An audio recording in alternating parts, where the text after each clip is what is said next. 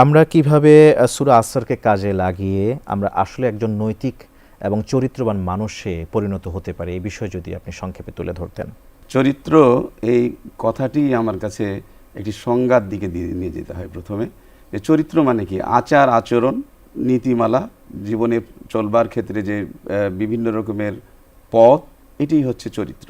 এই সময়টাকে যদি আমরা কাজে লাগাতে পারি তাহলে আমরা আসলে চরিত্রের দিক থেকে চলে যেতে পারি। চরিত্র আমাদের ভালো হয়ে যেতে পারে, আচরণগুলো ভালো হয়ে যেতে পারে। এখন এই আচরণের জন্য আরেকটি জিনিস আমাদের দরকার হয়। আমরা তো অনেক সময় নিজেরা যখন কাজ করতে যাই তখন আমাদেরকে মনে হয় যে I will use my intellect, then I will decide what to do what not to do, এরকম মনে করি।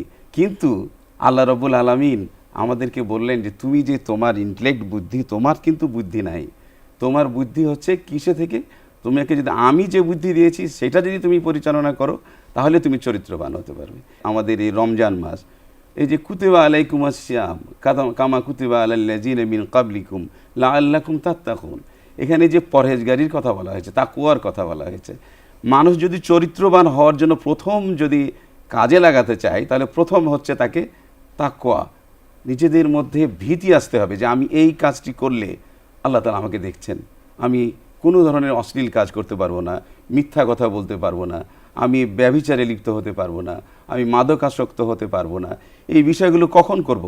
যখন আমি বুঝবো যে আল্লাহ রাব্বুল আলামিন আমাকে দেখছেন, যে আমি এই কাজটি করছি, এটি আমাকে দেখছেন। এই ভয়টি যদি আমার মধ্যে কাজ করে, যদি এই ভয়টি আমার মধ্যে কাজ করে, তখনই তো আমি আমাদেরকে সঠিক পথে নিতে পারবো।